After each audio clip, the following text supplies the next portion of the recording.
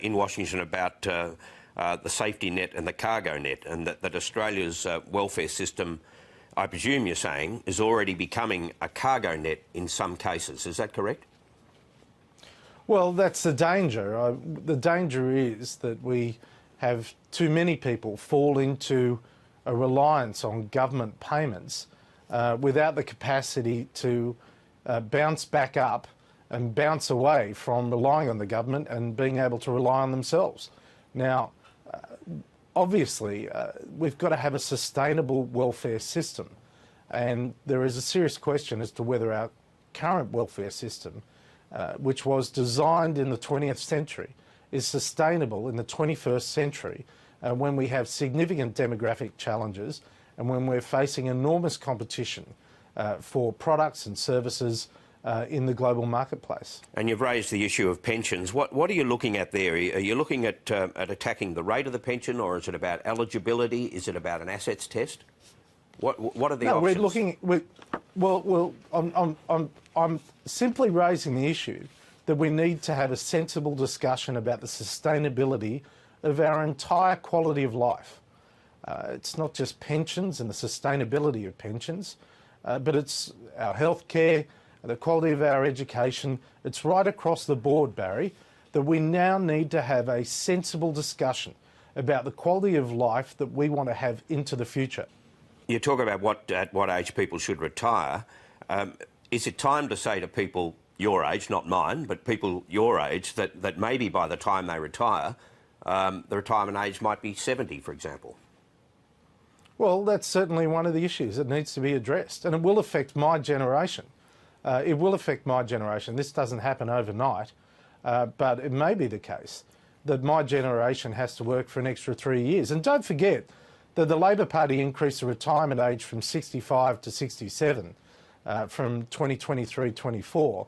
And the fact is that now, as in the United Kingdom, it's probably the case in Australia, that 1 in every 3 children born today will live to 100. So, quite frankly, we need to redesign our systems to manage the fact and celebrate the fact that we're all living longer and we want to maintain a good quality of life along the way. And 70 longer term is not an unrealistic age. Well, other countries have moved in that direction, the United Kingdom and a number of other countries, because how good is it, Barry? We're all living longer. But the fact is that if we're living longer, we need to have a health and welfare system that appropriately deals with the changing demographics of the nation. And of people aged over 65 with $1 million in assets, 80% of them collect an age pension. Again, is that something you should be looking at? Well, it's something that we need to discuss, and we are discussing with the nation. And I welcome the fact that National Seniors, which is a major representative group of senior Australians, has recognised that we need to have a mature debate about the sustainability of our pension system and our aged care system. This is not a battle between the generations. This is about the quality of life that we not only want to live ourselves, but what we want to leave to our children. And Australia's been blessed. We've had, for a lot of good reasons, 22 years of continuous economic growth. It's not an accident. It's come about because of hard work. That's one of the longest periods of economic growth in global history.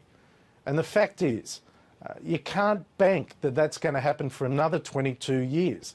So how are we going to design an economy that is going to sustain us through the difficult times and deliver us benefits through the good times? And that's what we are dealing with right now. You mentioned the National Seniors, and they have come out with quite a conciliatory statement, but they did say they would support some adjustments, but they want to see parental leave scheme trimmed as well. Otherwise, you'd be pitting one generation against another. So you see, once again, the parental leave scheme comes up. Well, the parental leave scheme is about getting people back to work so that they can pay for the pensions of tomorrow. That's what the parental leave scheme is about. It is about people going back to work, earning money, paying tax, and being able to afford the pension system and the aged care system and the health system that senior Australians and others want to have. You know, Barry, my parents often say to me, we worked hard all our life, to be, we paid taxes all our life and we deserve to have entitlements now. I say, yes, you do. But the problem is everything you earned during your life is gone. There is no money left in the bank. In fact, if we don't fix the budget now, we're going to end up with $667 billion of debt.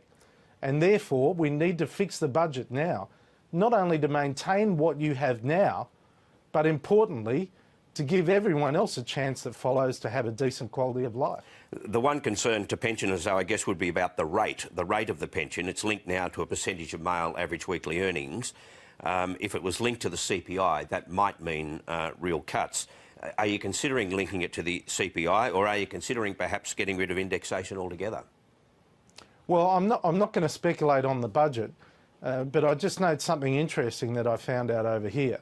Over the last 40 years, 60% of male workers in the United States have had a real cut in their incomes. A real cut in their incomes. In Australia, we've been the beneficiary of having real income increases. Now, the pension is attached to male total average weekly earnings, which is a higher rate, but it's not always going to remain a higher rate. So we have to look at how sustainable pension increases are. But whatever the case, Barry, the budget is not going to target any one particular group. Every Australian is going to be asked to contribute to the budget repair, including politicians. Everyone is going to be asked to contribute to the budget repair, and it's going to be as fair an ask as is possible under the circumstances. So you're absolutely determined, starting with this budget, that the age of entitlements, as we've known it, has to go? We have no choice, Barry. There are no choices here. This is about the sustainability of our quality of life. It is about what we want to be in 5, 10, 20 years' time. And I often ask myself, if there's a drug that's going to save my child's life in 10 years' time, and I couldn't afford it, I would expect the government to help me out. Now, in 10 years' time, is the government going to have the money to be able to afford that drug? They might have it today, but they won't have it tomorrow unless we actually start fixing the budget now. And if we fix it early, then the contribution everyone makes is going to be far less over time than trying to have remedial action down the track. Treasurer, thanks for your time. Appreciate it. Thanks very much, Barry.